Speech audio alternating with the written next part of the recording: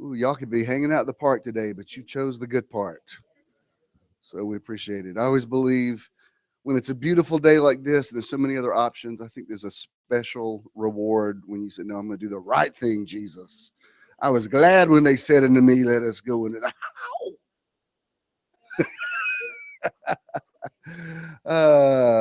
we're in agreement. It's a beautiful day. We're excited. We're expectant. We're healthy. We're blessed.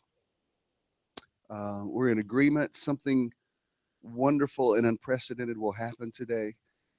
And we say it's done. Let's remain standing and run this, please. We'll have the official professional start up. Just leave it over there. I'll get it. Thanks. Thank you. Boom. We're trying to, Jonah, we're trying to come up with lyrics to this. Metron, Metron. It's motivation.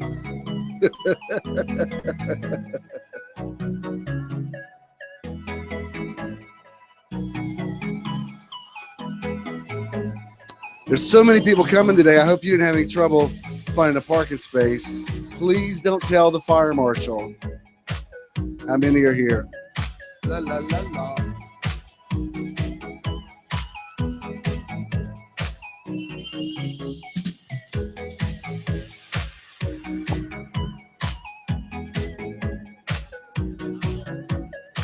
Good morning, buenos dias, bonjour, willkommen, welcome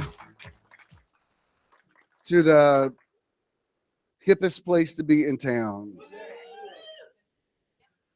Anybody is here this morning.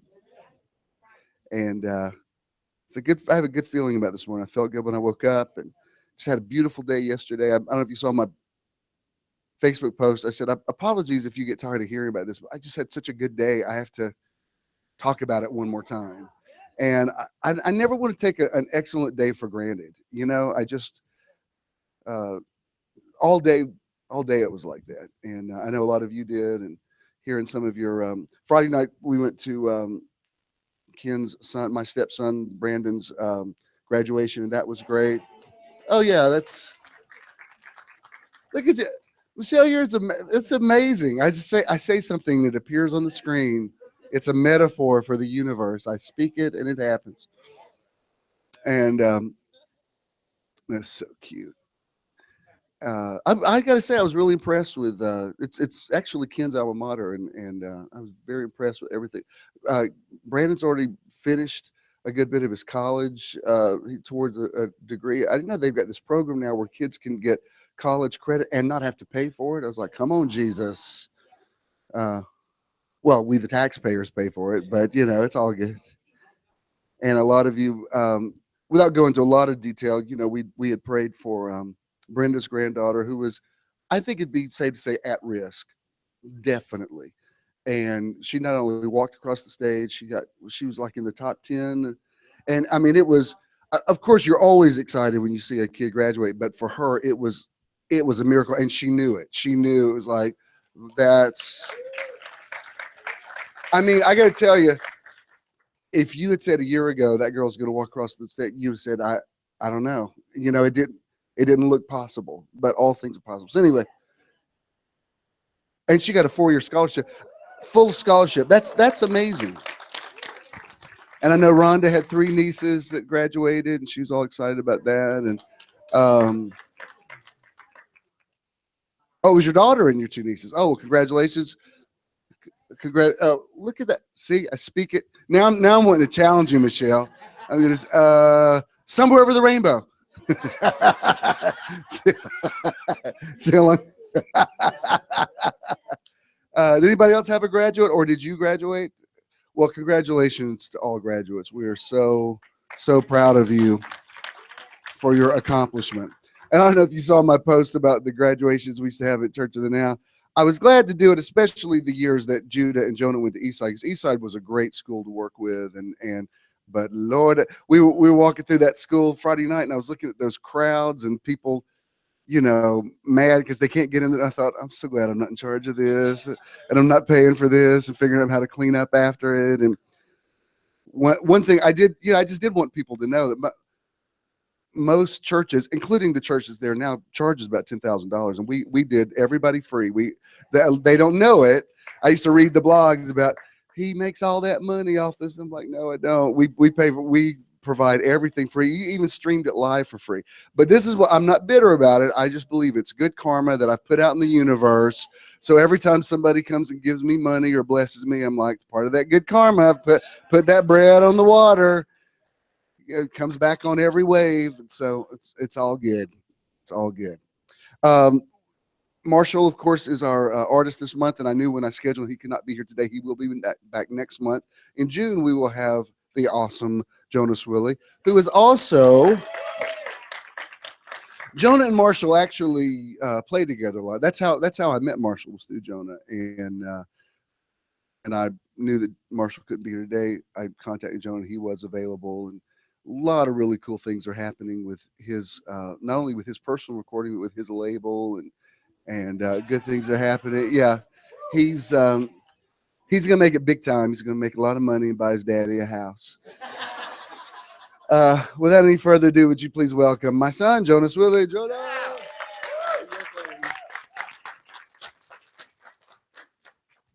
Definitely sit. Thankful to be alive today. Very thankful to be alive. I'm happy to be here with y'all. This first one I'm gonna do, you guys are like the first people to hear it. So it's a brand new baby song, and hopefully you guys can vibe with me. And yeah, here it goes.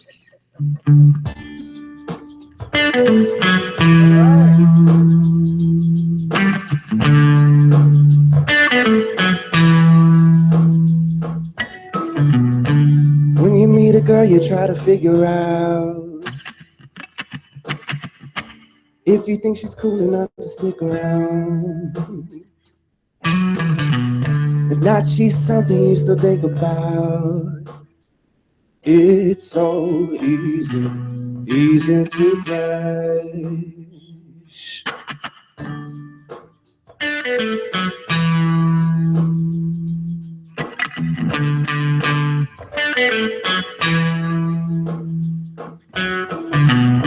You've seen her even more since the first time. If you went tomorrow, you would feel fine. Wants to know the deal, but she can see the signs. It's so easy to crash. But you got what I need all the time. It's just you and me. It's more than a crush now. Forgot what you wanted in the first place. You'll probably have a heartbreak. She's the reason why you stay up late. It's so easy to crush. Girl, you got what I need all the time. It's only you and me. It's more than a crush, more than a crush. It's more than a crush, more than a crush. It's more than a crush now.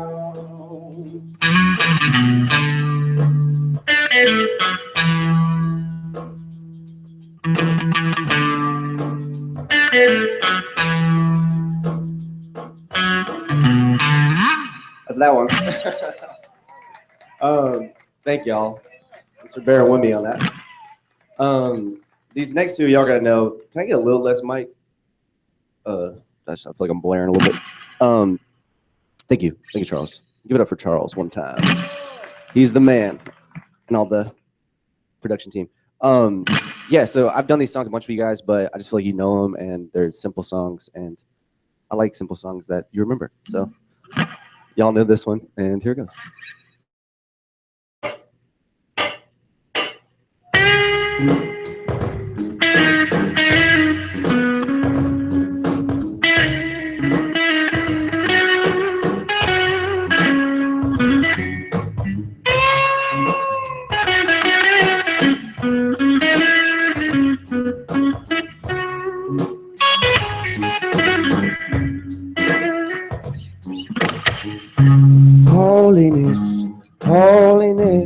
what I long for. Holiness is what I need. Holiness, holiness is what you are for me.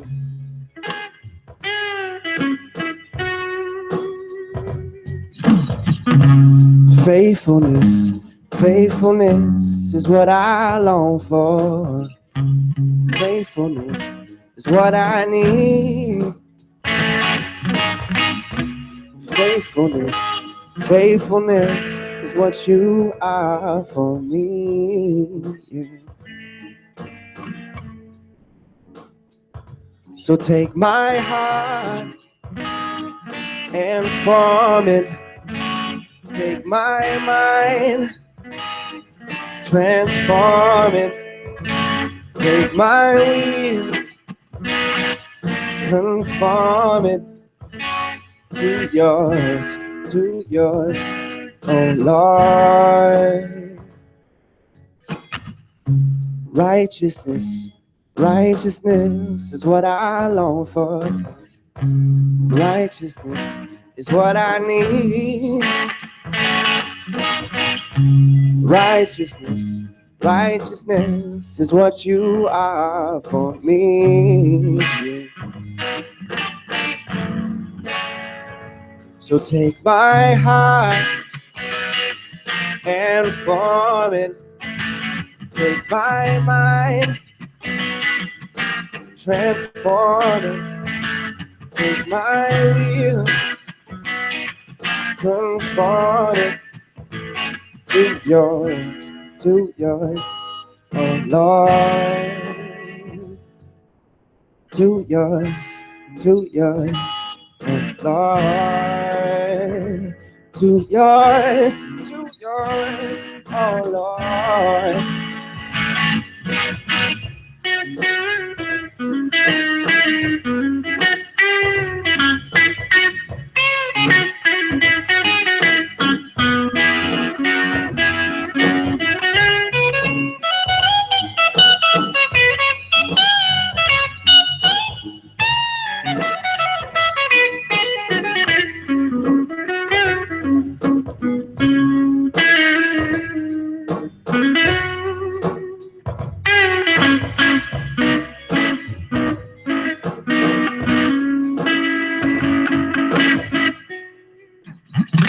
That one.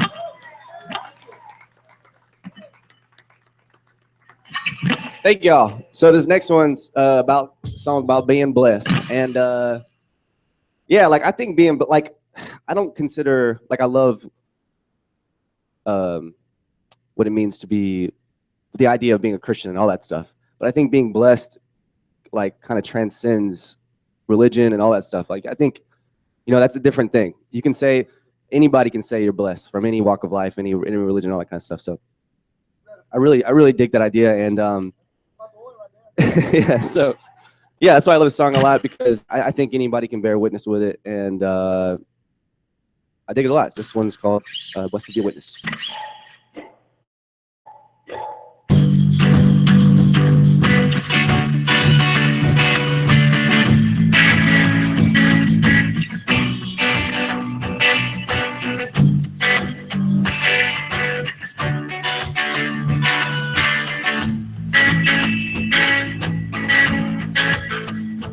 For provider, in the sky, and through the darkness, on us he shines.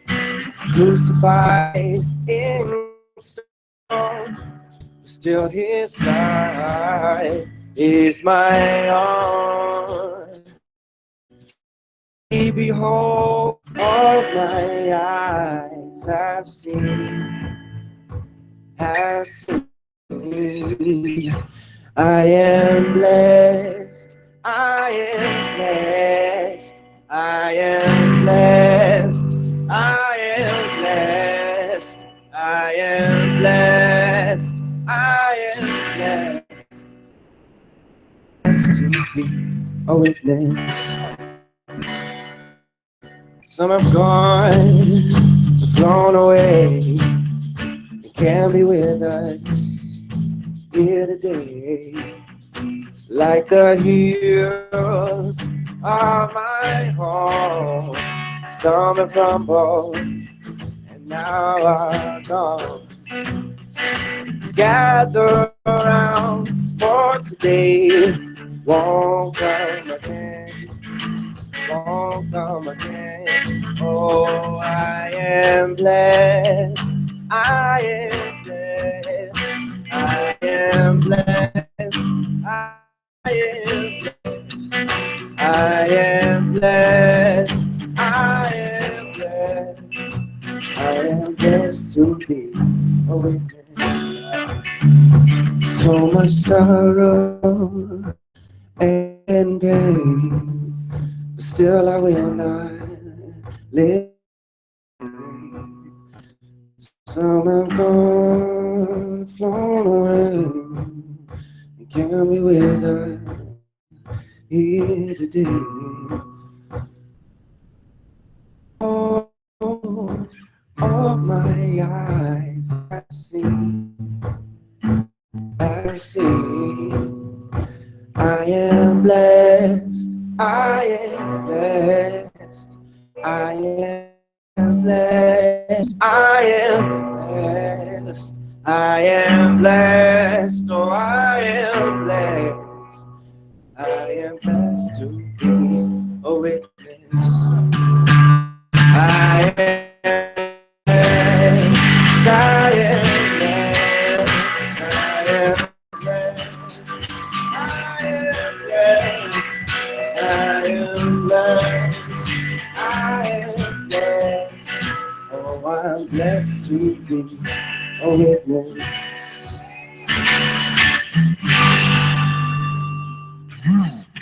And that's me. Thank you guys. Love y'all. Jonas Swilley. I love it. I love it. I love it. I love it. I lot it away whole lot. Sometimes we do British accents to each other. We don't know why. You may be seated. Oh man, good stuff. Good stuff. Good stuff. Good stuff. Yay. Um, wow. It, interesting thing about a repetitive confession. Every time he sang the lyric, "I am blessed," it got stronger each time. There is something about the repetitive. First of all, "I am blessed." Those are really three powerful words. But the more you say it, I'm not trying to get into mantras or anything like that, but there is something about "I am blessed." I might have to have you come back and sing that one again now. The other two were good, but that one, I was like, "I am blessed." You heard me? And I am. Yeah, I'm telling you, I am. I'm like last night, that's why I had to write about it. I thought, I'm so surrounded by love and favor. And I just, one of the good things, I believe it's because I'm a God man, but also you need to learn as you get older, remove the stuff from your life that you don't enjoy and keep the stuff that you do. That's the thing that young people don't know about, because young people are still trying to figure, nothing against young people, but you know what I mean? They're still trying to figure out what they want in life.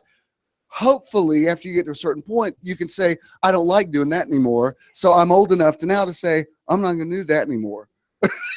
Like if somebody asks me to do something I don't want to do, I'm like, well, I don't do that anymore. And that's a privilege of being older. You're like, I don't know you an explanation. I just don't do that. I do the parts that I like. So I'm gradually getting it. I'm just nearly, I'm nearly 100% there. I guess I am 100% there. Like everything in my life is just the way I want it to be. It's like I have removed everything that I don't want. I've kept everything that I want. And I just custom built. And it's not overstating it to say I enjoy every day. Like yesterday, sometimes when the weather's really pretty, we like to I really like for him to be able to sleep in on a Saturday morning because he has to get up so early every day and drive out to Greensboro. So we're like, hey, we'll sleep. I mean, that's not, 30 minutes later than normal, but we like to walk somewhere and have brunch. And so we walked out and it was sprinkling a little bit. So Ken goes, I'm telling you to stop. And it stopped. And he said, I learned it from you. I said, I don't know. You're on your own. You did pretty good. That was pretty good. And he said, and it's funny hearing it because he was raised Methodist. They never said these words before. He said, you just got to speak to that mountain. I'm like, who are you? But then this is what's cool. It starts drizzling again. And so I add my agreement. I said, no, seriously, this is what I've learned to talk to the weather. I'm like, Rain, look, we love you and we need you. We're not telling you to leave entirely. We don't want to be in a drought. We just would like for you till we get to our place. If you would stop, we don't want to be wet right now. And then later in the day, do your thing. And so it kind of stopped a little bit. And he said, all right, that was agreement. I said, all right, good. So we were going to try to make it down to a certain place. It was still a few blocks down. And then it really kind of started. And, but what was cool about it, we're just, you know, you're not going to keep us down. We're going to see a blessing in it no matter what. When the rain started, we just happened to be standing in front of a restaurant that had on their blackboard there a quote that was just, it was nearly like especially Ken's consummate quote. So I said, well, let's take a picture of it. He took a picture and I said, you know what, let's just eat here. Well, we go in there and it was amazing and wonderful. And we were so happy that, because otherwise we would have never eaten there. And I thought, well, this is great. This is even closer to where we are. And I wouldn't have known about it otherwise. So thank you very much.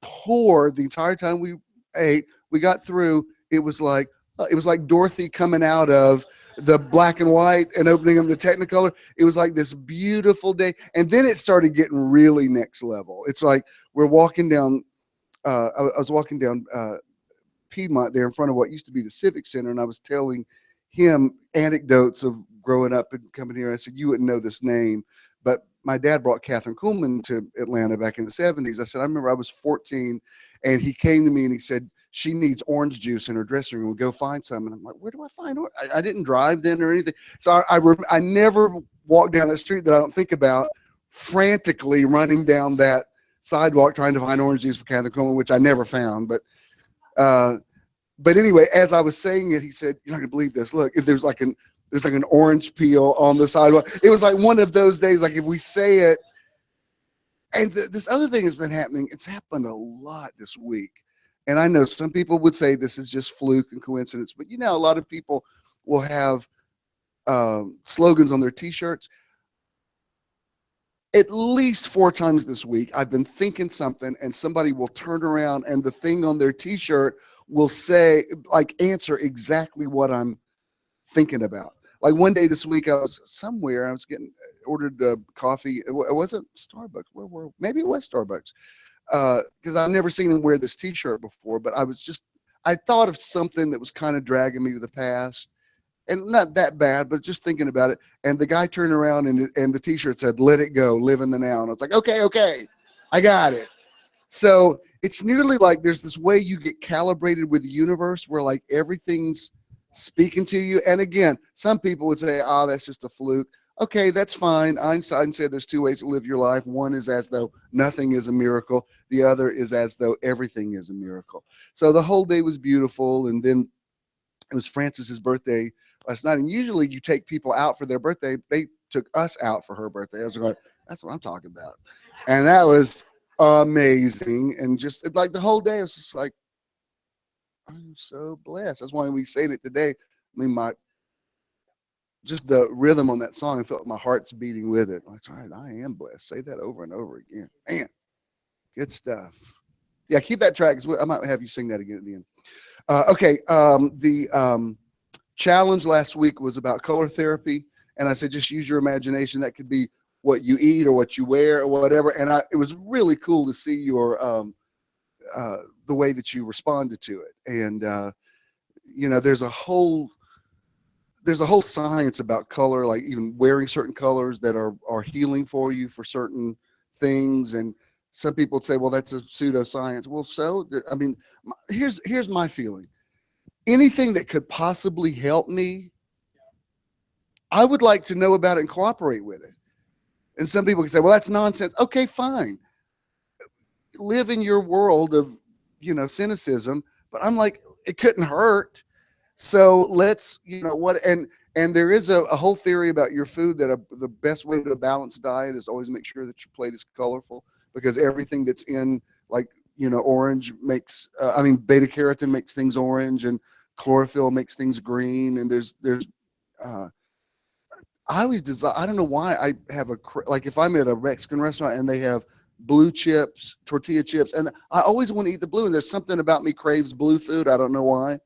And, is there antioxidants in blue? Okay. Well, so there's a whole thing to it, and you definitely got that. That's kind of an abstract idea. So I'm glad that you can flow with me on that kind of stuff. What I'd like to do this week, I had actually planned on doing this 4 weeks during this year, and I think we're up to week 19 or 20, somewhere in there. But I want to do another Pay It Forward week this week. We'll do 2 more before the year's out, but let's go ahead and do one of those this week. Pay It Forward is just when you bless somebody. And I told you last time we did it, we were eating outside at a little place over here that we like, and there was a couple sitting in the next table, and I asked the waiter for their check. And so I saw when they were asking for the check, he motioned to us. So they turned around and I said, I hope you don't mind. We're doing a Pay It Forward thing this week where we're, you know, and what I loved is they got it immediately. She said, oh, that's so cool. We'll go pay somebody else's check today. I said, yes. You know, instead of somebody going, pay it forward. What you mean by that? You don't know me. You know, you never know, because some people are just boneheads, and, you know, you're trying to do something nice for them. They don't get it. You're trying to help them. But she definitely got it. So that was really cool. So let's do another one of those this week. It can be for a stranger, or it can be for somebody you know, but there's just something really, even if it's something as simple as if you go buy a cup of coffee, go ahead and pay for whoever the next one's is. It's people have done that for me before, and it's just a cup of coffee, but it really puts an energy on your day that is very, very cool. Just the fact that, wow, because look, there's enough meanness in the world.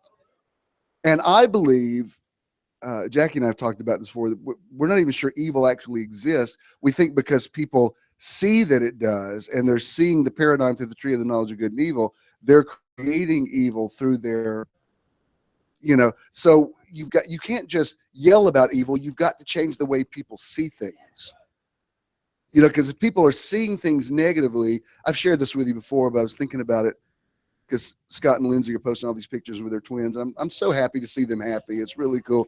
They did one last night. There's a black and white of them, and I said, that's the best picture ever. It kind of looks like a Life magazine picture from the 60s. It's really cool. And the babies, oh, that's it, baby. Well, that's not that, but that one's cool too. But I remember Scott said something one time that I never forgot, back when he used to do the ministry that we did in the housing authorities there in Rockdale and Newton. He said that he learned early on, because those kids were definitely at risk and didn't have any father figure. A lot of those projects you can't even live in if there's a man in the house. I mean, they are just for single moms. So you can imagine what some of the kids. And he said he learned early on the ones that were just incorrigible, that you couldn't, you know, there's no point to keep telling them to sit down and shut up, because they don't have the capacity to sit down and shut up. So he said, I would get them a staff t-shirt and put it on them and say, you're part of the staff now. I need you to help me. And he said their behavior would change like that, because suddenly they changed the way they saw themselves. And because they were passing out candy and doing everything, now I don't know if they still are that way, but for that day, they were that. So it's about changing people's vision of things, right? And there's so much agreement in here. I'm not even going to say my sermon. I'm just going to think it. And y'all are so tuned in that you're going to go, oh my God, that's really good. We're going to go to a whole nother next level. Of course, our outreach this month is Songs for Kids, and we've already sent that money.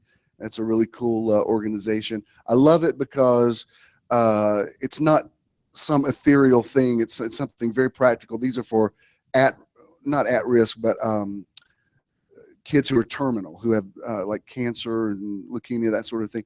And the kids that have musical ability, these guys will go in and write songs with them, and even able to do it, to let them perform. And I love that, because that's what gives people hope and makes them want to live. Instead of standing around somebody's bed and crying because you feel sorry for them, you're helping them rock and roll a little bit. And it's, for a kid, that when you're able to flow in your gift, that's what makes you well. So that was really cool, and I love when we do these organizations that help kids. All right, our event next week is going to be the coolest event we have ever done in the history of Metron. Our own Chandra Corelli is not just appearing at the Jazz Festival, she's the headliner, and it's really going to be cool. And I'm not you go on at a certain time, like 7 or 8, something like 6:30. So my suggestion is it's going to be beautiful weather next week. My suggestion is those of you that don't live in the area, come prepared. Just come, whatever you're going to wear for the day, go ahead and wear it Sunday morning, and then just plan on having lunch and find it. If you're going to go over there and park, I would suggest park in the parking deck. That way, you're going to find a place and it's secure. And because parking is sometimes a challenge around here. Although I'm changing my confession even about that. It's Friday night when we came in from the graduation. The parking is, Tell it, brother.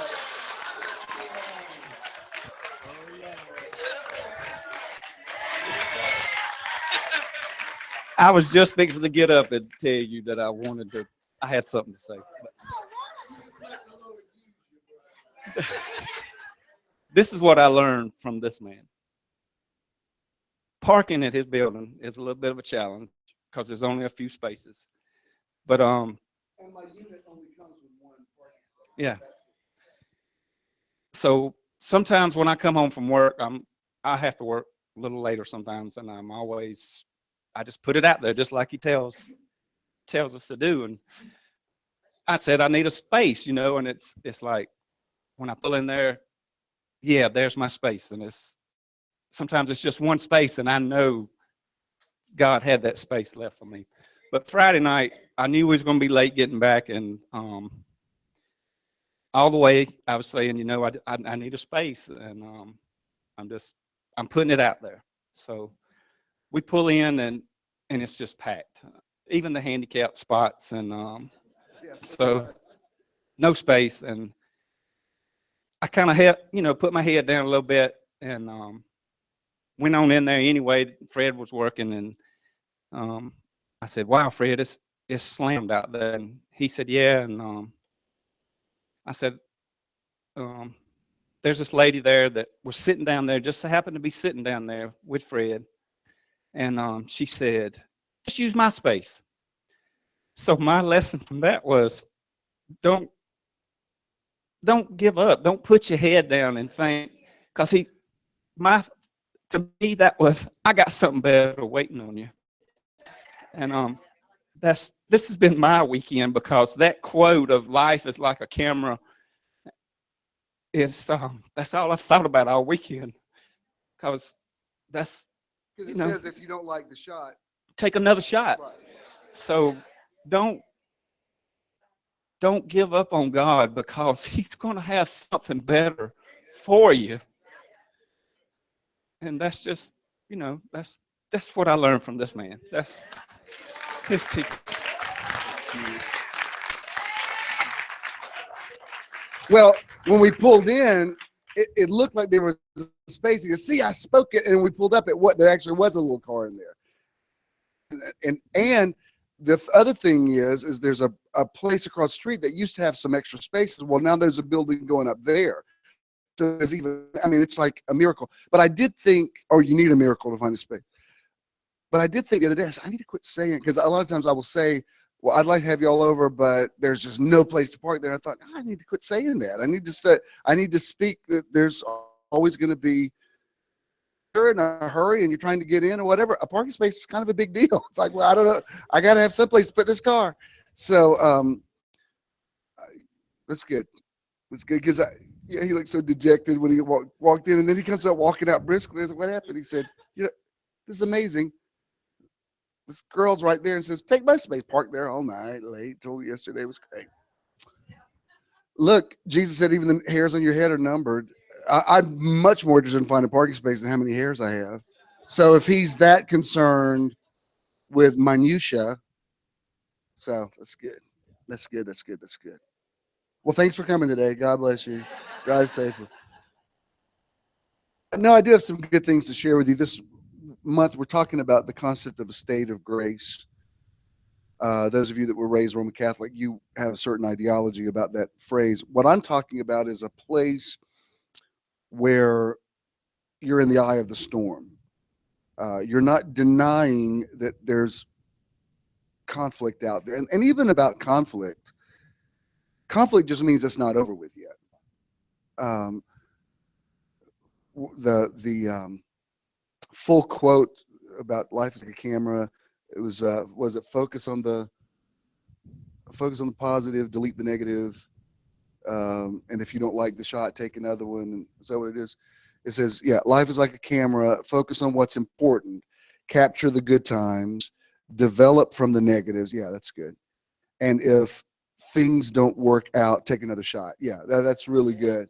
And so I don't even believe that conflict is necessarily the end. Conflict just means, oh, well, we're going to have to maybe take another route or whatever. But conflict can definitely stress you out. And I want to specifically talk about it when it comes to the idea of getting along with people. Let me show you. I'm going to show you 3 quick scriptures. The first one is this is Proverbs 16:7 in the Message. King James says, what?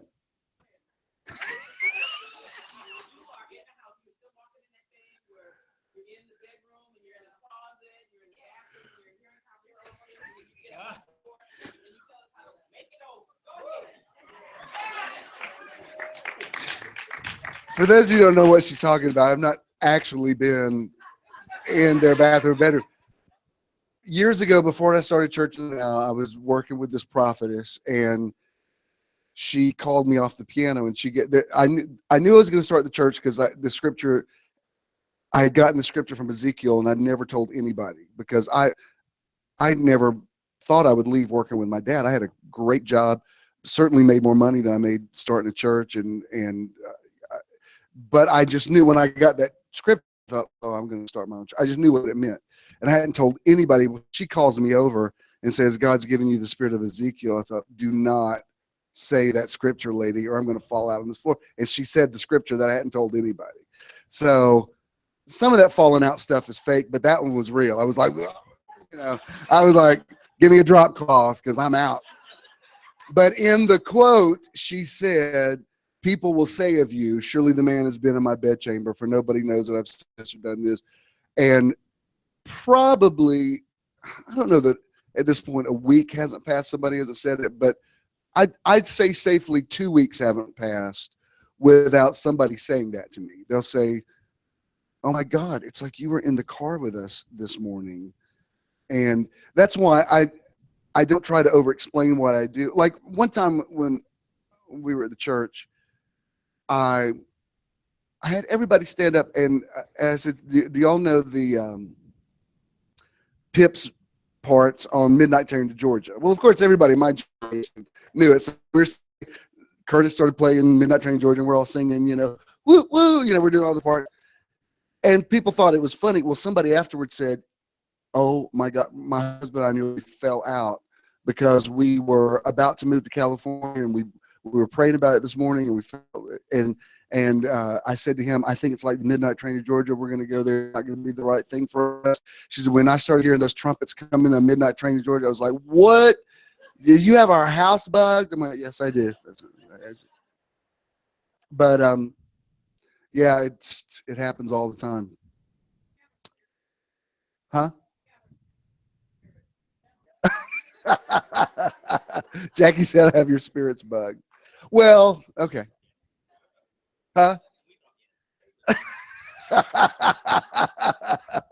He said, we thought the NSA was bad. This is worse than the Patriot Act.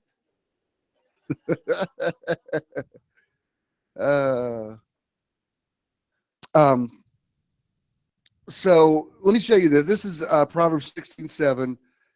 In King James, it says, when a man's ways please the Lord, he makes even his enemies be at peace with him. Here it says, when God approves of your life, even your enemies will end up shaking your hand. Let me tell you something about this. I posted something yesterday. Not every quote that post is necessarily about me. Sometimes I'll be looking for a quote about something else, and I'll come across one, and I just like the energy on it. And I think, I just want to share that. I don't know why, I just want to share it. And I had posted something about never close your heart to anyone. I do believe this, though. I'm going to show you the scripture out of Romans where he says, if it be possible, as much as lies in you, live peaceably with all men. Living peaceably with all people doesn't mean necessarily that you're always going to make up with them and make everything right. There is such thing as irreparable damage to a relationship. However, you can learn to live in peace with them. Do you understand what I mean? Living in peace doesn't mean, I mean, there's some people that have done stuff to you that's like, I'm sorry, that's a deal breaker. I'm not gonna go the rest of my life hating you. I'm gonna forgive you so that I can release myself from being dragged into this drama all the time. But the only way I can live at peace with you is really to live separate from you. I think there's nearly an urban legend among Christians that you're supposed to make up with everybody and live with them, but that's not even borne out in the scriptures. John the Baptist was not right with Jesus when he died. Remember, the last thing John the Baptist said was, are you really the one, or should we wait for another? And Jesus still defended him. Remember, Jesus turned to the crowd and he said, there's no woman that's ever given birth to a greater man than John the Baptist. And then Paul and Silas, or was it Paul and Barnabas, had a falling out over John Mark because Paul didn't think he was strong enough to do the traveling ministry. And it said, King James, they had no small disputation, and we have no record that they ever made up. So just because, I've got some people in my life that, short of a miracle, I don't see me ever being in their life again. That doesn't mean I'm not at peace with them.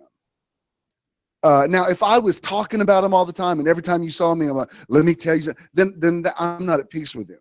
Being at peace with somebody is being able to say, you know what, I've reached out to them.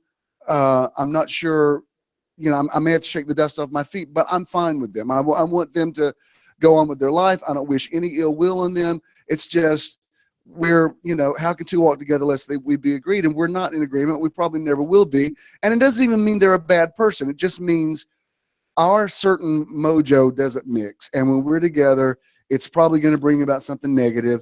I want them to do well, but they will do well without me. That's not a bad thing. And I think sometimes Christians feel guilty about that. Like, well, I'm supposed to love everybody, but loving them doesn't, you can in theory love everybody. And no, there's some people I'm probably never going to see again, and I'm fine with that.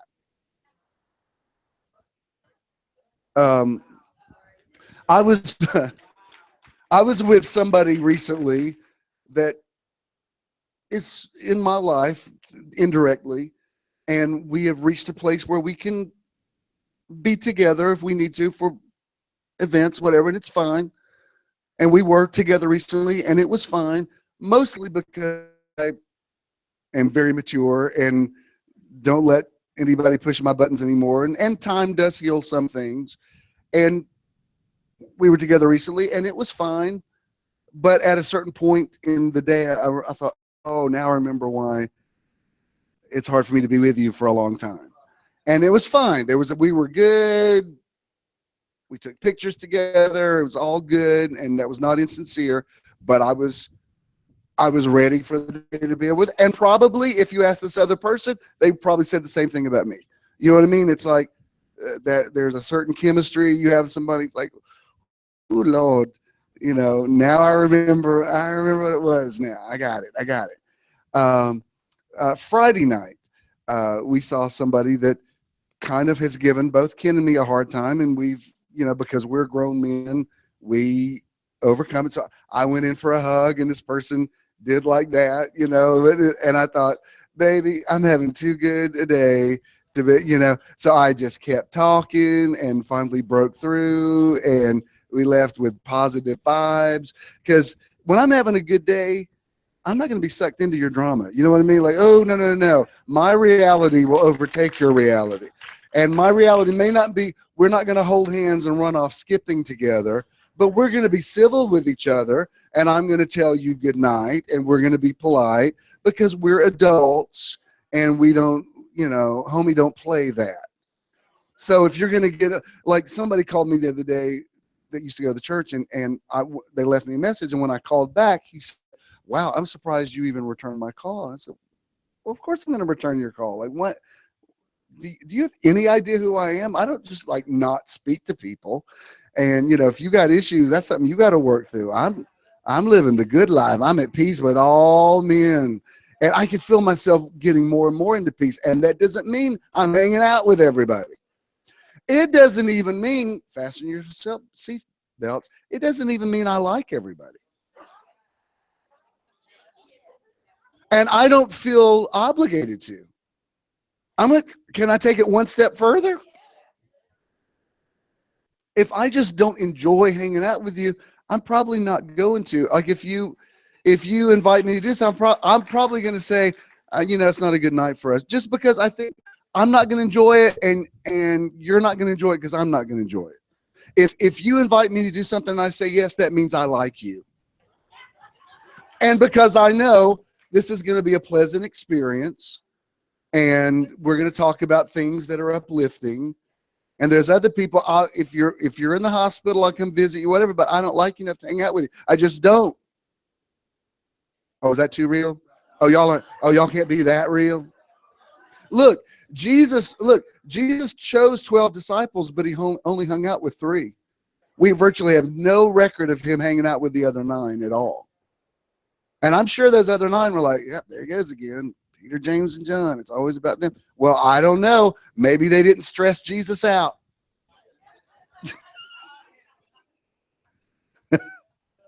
And I think Christians need to be set free from this idea. Now, sitting around gossiping about somebody, no, that's wrong. You're wrong. And if you've already made your point about somebody, there's no point in just keep beating that dead horse. If they know, you know, people already know that person did you bad, so there's no point in adding to it. You know, being at peace with them is like, I got nothing else to say about them. It's fine. We're good. I've forgiven them. They've moved on. I am at peace. Will you ever see them again? Probably not, but I'm at peace with them. And I will never say never. I mean, all things are possible. Maybe at some point, yes, but as things are now, no, we probably won't. And it doesn't mean I'm not a good person. It doesn't even mean they're not a good person. It just means they see me a certain way.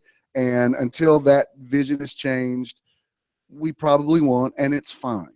If anything, I want them to be at peace, and me being in the room with them probably agitates them. So fine. And I haven't talked to him yet about it, but we're going to, Will has already been an ordained minister, but he's doing some weddings and everything. So he wants to be ordained with JESM, which I told him, I said, we'll do that. That's fine. Basically, it's just us recognizing the ordination that he already has. That's a no-brainer. Will's in agreement with me, whatever. Back in the day, I used to have some people come, like they would, you know, want to be a part of my bishopric, and they'd have so many questions. Like, I'd like you to be my covering, but let me ask you about this. After about the 3rd or 4th question, I would say, you know what? I don't think I'm your guy. Let me call Creflo Dollar or call one of those, because no, I'm telling you, I'm just telling you, you will be more in agreement with him. I could tell already from your questions, you're agitated with me, and I already got 170 people I'm covering. It's fine. Go find. It doesn't mean you're a bad person. I'm not rejecting you. I just don't think I'm your guy. If I'm your covering, it should be, oh my God, you speak into my life. I agree with everything you say. All right, fine. You're ordained.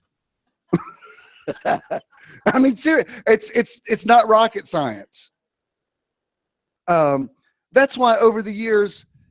Now, once we built the big church, I quit doing this. But over the years, I say, look, if you're just freaked out over everything I preach, then go somewhere else where you can, you know. Now, once we built the big church, I was like, oh, come on, don't go, come on, we can work it out, baby, come on. But I don't feel that way now. I really don't. I'm like, look, if this isn't your thing, go find what is your thing, because I like that feeling. Everybody that walks in brings agreement, and there's none of, you know what that's like, that thing when you're ministering and you're feeling, you know, somebody's got a force filled up, you know, you want to go, look, let's go have some peace. Go someplace where you like what they say. Go get you some hell and devil and end of the world stuff. There's lots of it out there. You need you a devil worshiping church. They are all over the Atlanta area. You will hear more about the devil and the enemy than you'll ever hear the name of Jesus. So let me give you that address. Go find them right now. They're singing a song about the devil right now. I'm going to the enemy's camp. Go get you some, because you ain't going to get in here. Just aren't.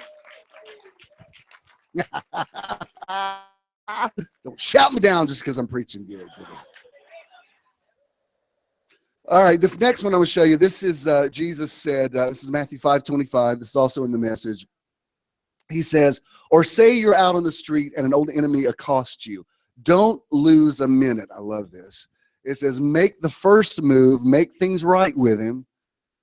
After all, if you leave the first move to him, knowing his track record, you're likely to end up in court, maybe even in jail. If that happens, you won't get out without a stiff fine. That's where King James says, agree with thine adversary quickly when you're in the way with him. And I love that the Message puts the emphasis on make the first move. I think sometimes it's even good to maybe write somebody a message and say, look, you don't have to even respond to this. I just want you to know I want to be at peace with you. I'm not bad-mouthing you. I hope you can find me. And so that you can at least put a period at the end of the sentence. I don't like to have people in my life that when I see that name come up in my phone, I'm like, oh crap, what's this? I just don't want it. So I would rather go ahead and say, look, we're good with each other. God bless you, via con Dios, and then block. Because I'm okay, I'm good to go. But you know, Paul said, give no place to the devil. And that means I can't have the devil as one of my contacts. I'm just telling you, and I don't mean that to be ugly. I'm saying I'm so protective over the joy that I have in my life. I can't let anybody spoil it. I mean, and you have to be a steward over your life. Like, no, you're making me have a bad day, and I don't know how many days I have left, and I got to make sure every one of them's good.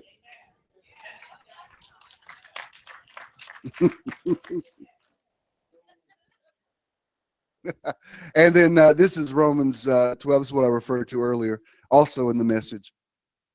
He says, don't hit back. Discover beauty in everyone. If you've got it in you, get along with everybody. Don't insist on getting even. That's not for you to do. I'll do the judging, says God. I'll take care of it. Look, I've had, you can call it karma or whatever. I've had so many things happen to people that have caused me problems that I want to say to people. I want to say, look, I'm going to be okay, but please don't do that, because you're bringing really horrible stuff on yourself. I don't know why it happens like that, but it does. Just for your own sake, please. I'll survive it, but you won't. Please don't do it. And then when you hear something bad happens to them, you're like, oh man, I tried to warn you. But when he says here, if it's possible, what that's saying is find a way you can be at peace with everybody. Like, work out a checklist. All right, these are the people that cause me agitation, and they break my state of grace. So how can I fix these things? I'm probably not going to ever be at peace with them, because I'm not going to see things the way they see it. So let's find a, if nothing else, agree to disagree, and let me find a way to bless them.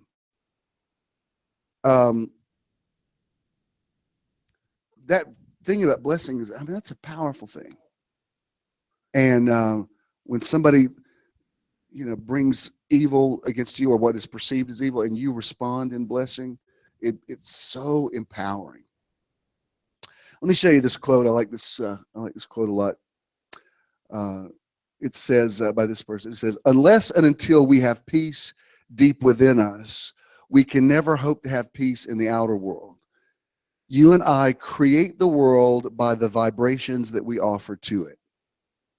If we can invoke peace and then offer it to somebody else, we will see how peace expands from one to two persons and gradually to the world at large. Peace will come about in the world from the perfection of individuals. If you have peace, I have peace, he has peace, and she has peace, then automatically universal peace will dawn. And again, having peace doesn't mean we're all going to live together and go to the same church together and eat together. And that for some people, that may never happen. Peace means I'm figuring out a way to coexist with you in the world. And I even respect and validate your viewpoint that I completely disagree with. I mean, that's ideally what America's supposed to be about. You know, that idea of I may disagree with everything you say, but I'll defend to the death the right to say it. That doesn't necessarily mean I want to hear it all the time. That doesn't mean I want it on my Facebook page. It just means, you know what? You're entitled to your opinion. And again, God bless you. Go with God. But I'm going to be like, when it comes to drama on social media, I just, as in the words of Jonah's song, save the drama for your mama. I like, when you click on my page, I want like sunshine and rainbows. I want you, like, you hear the angels sing. Like, my page should be a sanctuary. When you come to my page, like, oh, look, it's beautiful pictures and positive quotes. People say to me, oh, I just come to your page and I feel like I'm lying down by still waters. I'm like, yeah, thank you. That's the way it's supposed to be. I don't want to talk about your candidate or whatever. If you want to use your platform as, and I reserve the right to say something. I nearly said something last night about something, and I may still say it. I want to say, dear Facebook people, if you're having a domestic squabble with your significant other, please don't put it on social media, because it's awkward and embarrassing for the rest of us. It causes us to have to choose sides. Plus, you can't unsay something. So you're going to get on there and say stuff, and you're going to make us think badly about the other person. Then you're going to make up with them. And then it's like, just don't do it. If y'all have an issue with somebody, with your other person, y'all go out in the parking lot and talk about it. Don't make us look at it. I don't like when people do that. It's the coward's way out. If you can't just deal with it yourself, then you don't need to be in a relationship. Relationship means you know how to start it and you know how to end it. Mature people, right?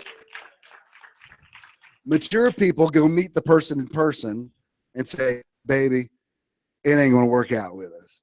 But I will always love you. Just go sing them out. You can do Dolly's version or Whitney's version, doesn't matter. Sing them on out. I hope that life will treat you kind. And I hope you find what you're always looking for. But we both know I'm not what you need. Boom. And but whatever, you got to get some peace. And if they try to get back, just go to a key change. And I will always love you. Bye-bye now. Don't put it. That's just gross and ugly to put it on Facebook and drag all your business out in the street. I don't like that. So I do believe once in a while it's okay to say, may I please say something? So that's okay. And I don't mind making a statement about this and that, but for the most part, I want it to be encouraging. And I like when I look at your page, I want to see, tell me what's good in your life. I don't want to, if you need a prayer request, fine, put it on there and I'll pray with you.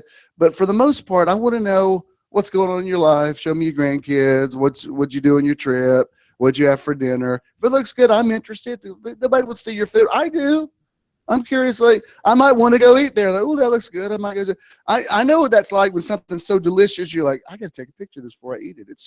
It's not just the taste, it's the everything. It's just this beautiful presentation. I'm taking a picture of it. Well, I don't like that. Well, then unfriend me.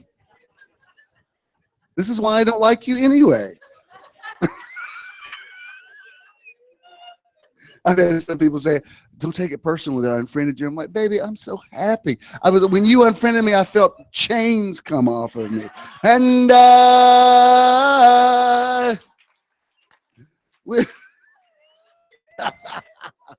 right, look at this one. This guy says, if you send out goodness from yourself, or if you share that which is happy or good within you, it will all come back to you multiplied 10,000 times. In the kingdom of love, there is no competition. There is no possessiveness or control. The more love you give away, the more love you will have. I truly believe that. I truly believe that.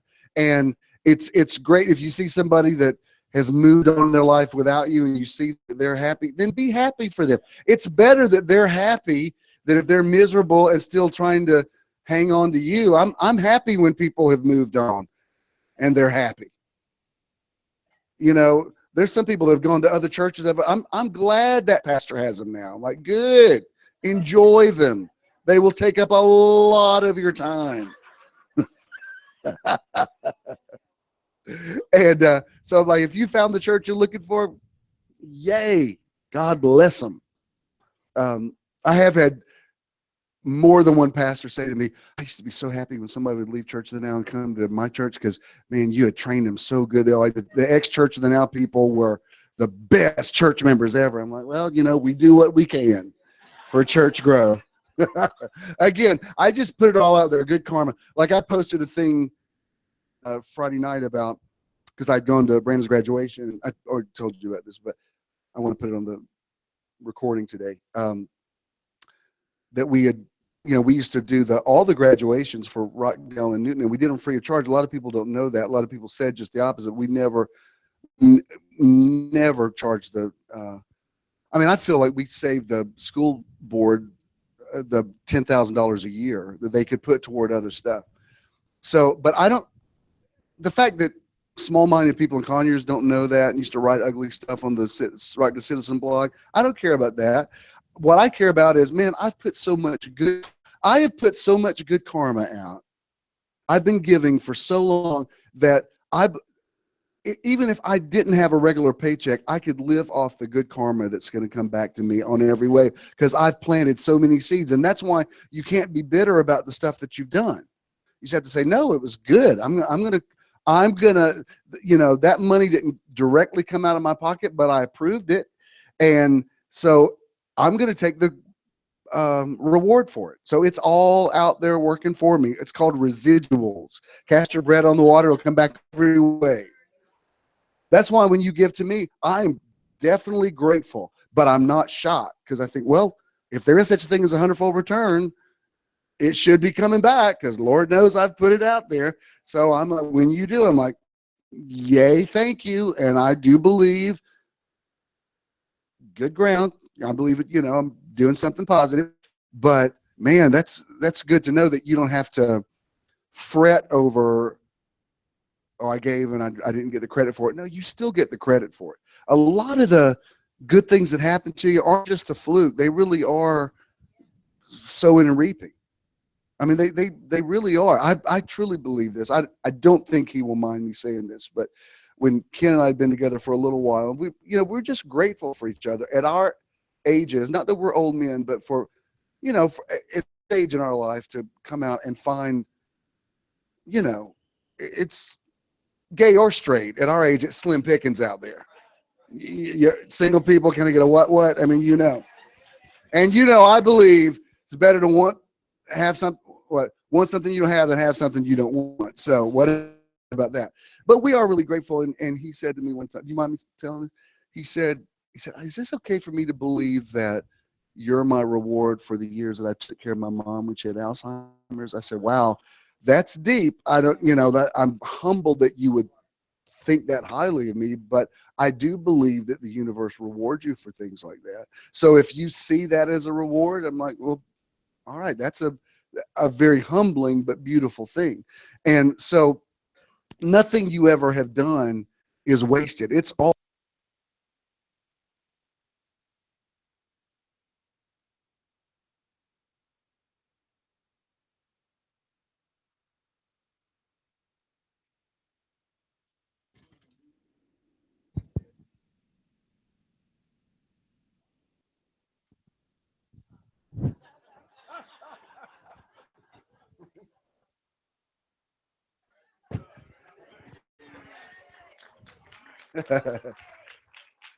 Thank you, Charles. Wow, that's an even better mic. So the reason Jesus talked so much about sowing and reaping is that was an agricultural society that understood what he meant. And seeds do produce. And if you see any progress toward harvest, first the blade, then the ear, then the full cord in the ear, then it means, well, hang in there. More stuff is coming. Uh, this gentleman says this. The law is simple. Every experience is repeated or suffered till you experience it properly and fully in the first time. Let me tell you why I believe this. You know that whole thing, Matthew 25, where Jesus talked about separating the sheep from the goats, and the sheep say, when did we see you hungry or naked or sick? And he says, when you did it unto one of the least of these, you did it unto me. And then he says to the goats, and that you didn't do it, so I'm sending you into the fire. And people have said for years that was hell. That's not what he's talking about. It's the Greek word pur, pure.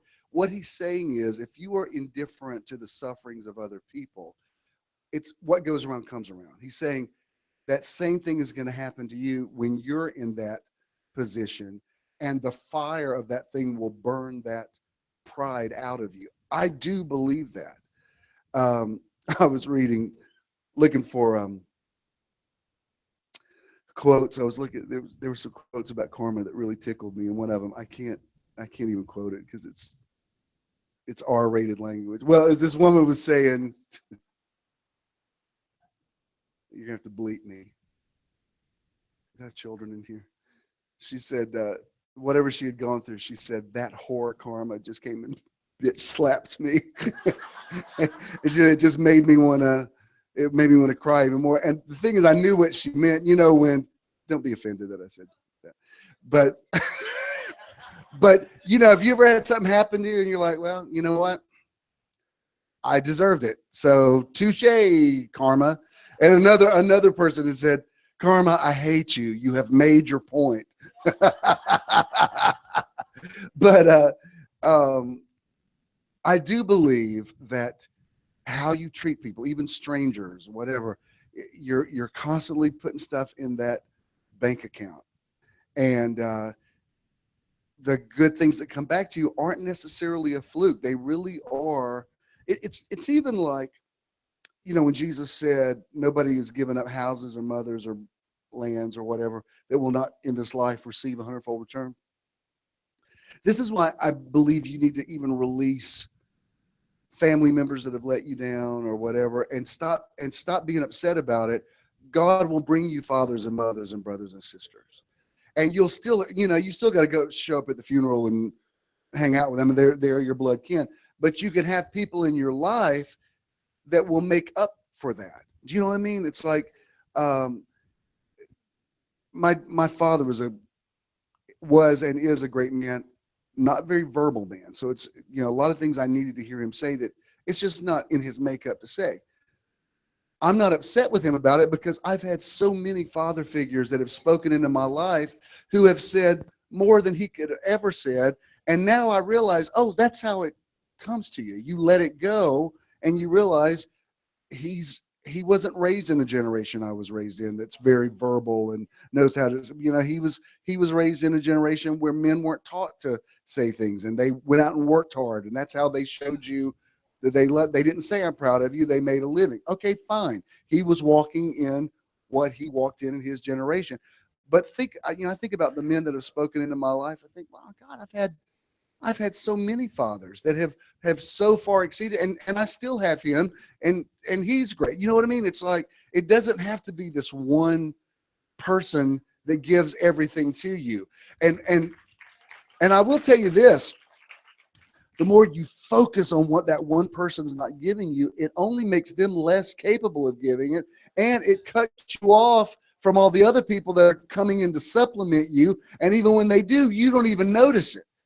It's like when they say good stuff to you, like, yeah, well, it's not them saying it. Well, you're missing the point. It is them saying it.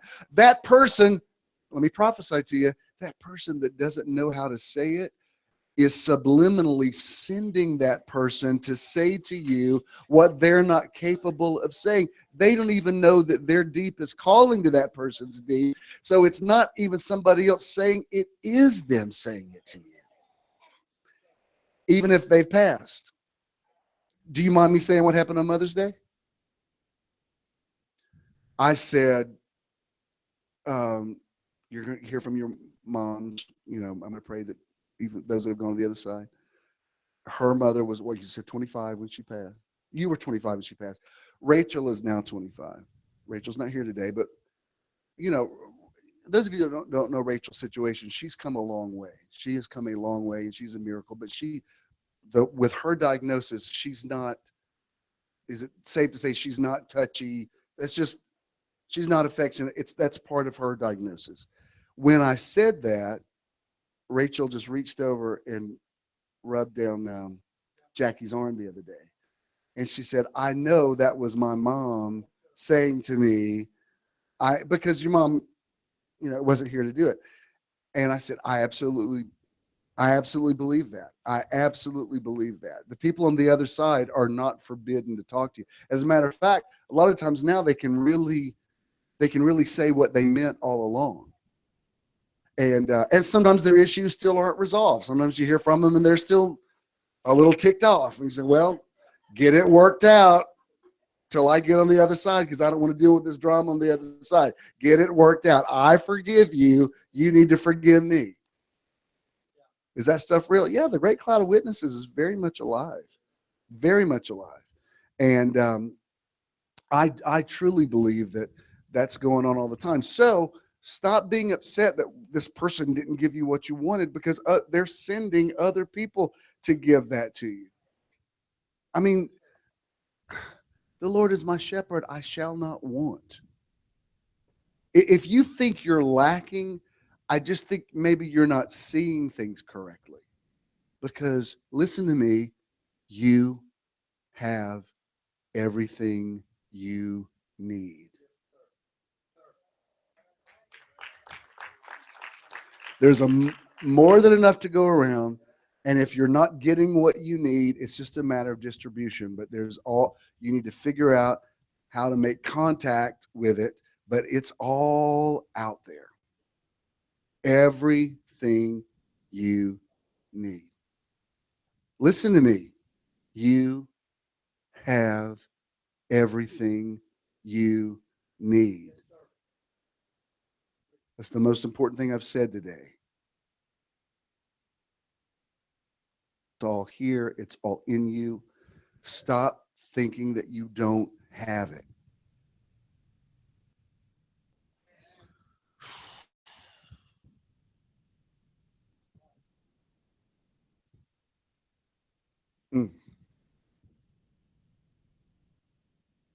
One last thing.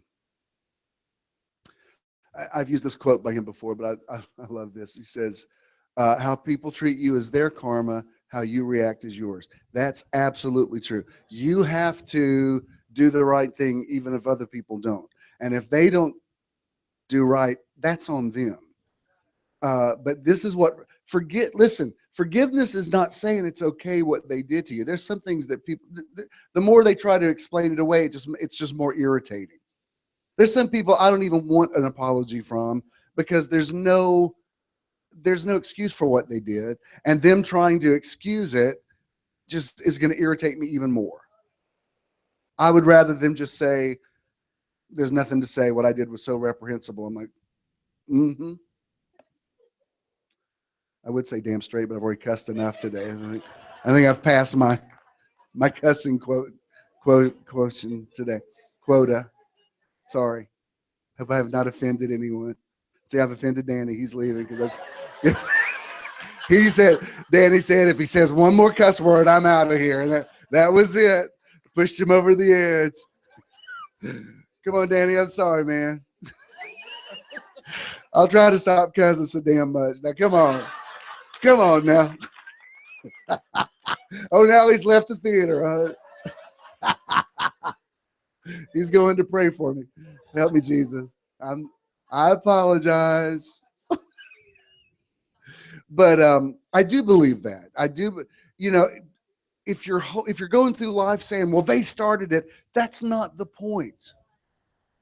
And forgiving them doesn't mean that you say they're right. They're not right. And probably, really, they know they're not right. Pride's a very powerful thing. So it's just better to go ahead and say, we don't need to talk about it. I think there's a statute of limitations. If it's been a really long time, it's like at a certain point, you're like, really? It's, this is a conversation we should have had in 1973. It really doesn't matter now. You know what I mean? It's like the thing healed over. Yes, it left an ugly scar, but it's healed. So, what am I going to do? Let's try to move on. I do believe love is the answer to everything, and I believe forgiveness is certainly important. I think we have to be realistic about it. When people say, well, you haven't forgiven until you've forgotten, well, that's just not real. Unless you have Alzheimer's or have had a lobotomy, you can't. Now, I've had some people apologize to me things. I'm like, I don't remember that happened. Usually the apologies I've gotten from people I didn't even care about, and then the ones that really owed me one never think they did anything wrong. So there's no point in sitting up nights thinking about it because they don't think they did anything wrong. So fine. The other day I was thinking about, I was just trying to find, for some reason I was trying to find something to be unhappy about. Like where's that neuropath triggering from? Like I had posted this thing about being at the wedding last Saturday night, and I don't know if you saw my Facebook page, but all these people that used to go to church in the now, I mean, just one after another was like, you'll always be my pastor, and we were completely spoiled. We could never go to a church after church of the now, and we missed you so much. And I'm like, well, I'm every Sunday, I never even took a Sunday off. Like, oh no, we couldn't drive to Atlanta. Oh, Atlanta, the traffic in Atlanta. I'm like, I know y'all aren't that country. I mean, I could understand if I said at 5:00 on Friday afternoon, I'm having a service. That I might, but on Sunday morning, really? I mean, it's a straight shot. Concrete goes right up to the door. And I started to be like, if I'm this beloved, I should be able to fill up this theater. And then I thought, you know what? What are you unhappy about? You love all the people that show up on Sundays. Yes. You have everything you need. Yes. You're not stressed out. I never hear these words anymore. We're sitting on $10,000 worth of bills. I never hear that. Everything's paid. Now, when we send money to one of these things, we send it first week of the month. It's already sent. I'm glad for that. I have finally let myself say, I could see myself having a building again. I could see that. Not to build something, but I could see that. Even back around December, we went to hear Chandra sing at this really cool little jazz room up there. And I told them, I said, I'm just putting this out there. But I said, you know what I could see is a really cool place that would have just kind of like a jazz room, like kind of a really cool club, not a crazy place where people are getting bombed, but just like an adult place where you go hear some good jazz music and order a glass of wine or whatever. And then on Sundays, use it for Metro. I said, I could totally see that. Like in New York, they used to have those really, like, you'd have to be on the waiting list to see Eartha Kitt at the Carlisle for 6 weeks because it was such a hip place to be. I thought I could see myself, like I could tell I could see there is something about, I love this theater and this theater's been a blessing to us, but I could see I'm like, all right, I'm going to carefully say it because once I say it, something starts happening. So I'm just going to say, yeah, I could see having a cool building that's multi-purpose that doesn't stress me out. But I could see that. But it's still going to be around here. You're still going to have to drive to Atlanta because this is my neighborhood. At the wedding the other night, somebody actually sat down at a table and said, everything I am is because of you. The reason I have a business is because of you. My children are what they are because of you. Is there any way you would ever think about coming back to Conyers and start a church? I said, I would say, oh, hell no, but then Danny will leave again.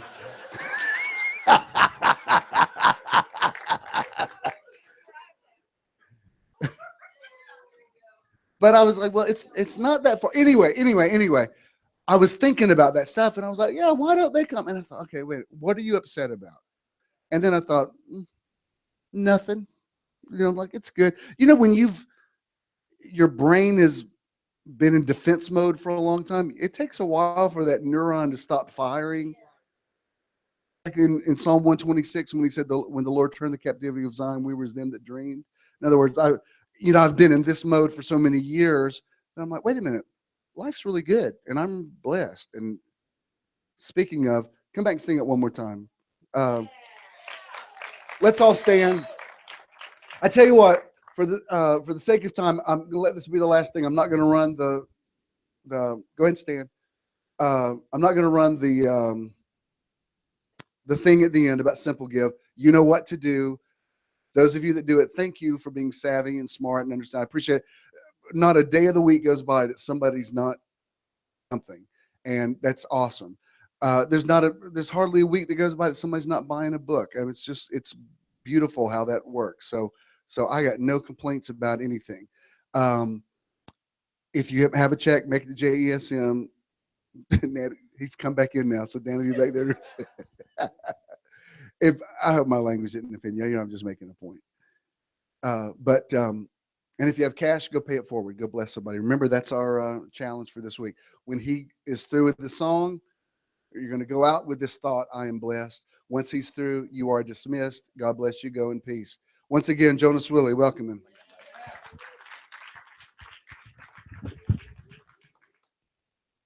Good, Charles.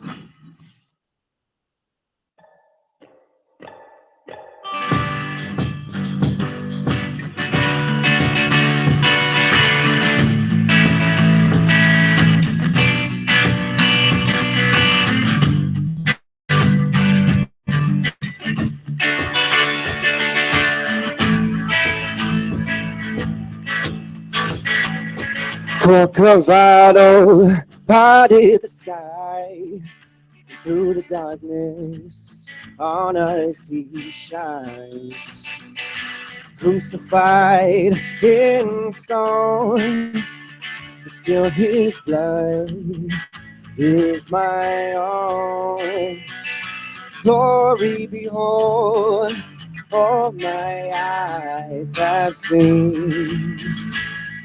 Sing it with me. I am blessed, I am blessed, I am blessed, I am blessed, I am blessed, I am blessed. Oh, I'm blessed to be a witness. Some have gone and flown away. They can't be with us here today. Like the hills are my home. Some have crumbled and now are gone. Gather round for today. Oh, it won't come again. It won't come again. I am blessed. I am blessed. I am blessed. I am blessed. I am blessed. I am blessed. I am blessed to be a witness. So much sorrow and pain, but still I will not, no, I will not live in vain. I saw them gone, flown away. Can't be with us here today. Like a question never asked, is wisdom wasted on the past? God, the grace of God, go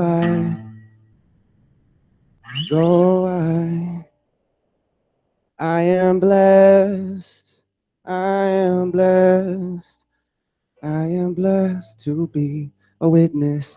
This last time I went here, everybody sing it. I am blessed, I am blessed, I am blessed, I am blessed, I am blessed, I am blessed, I am blessed to be a witness.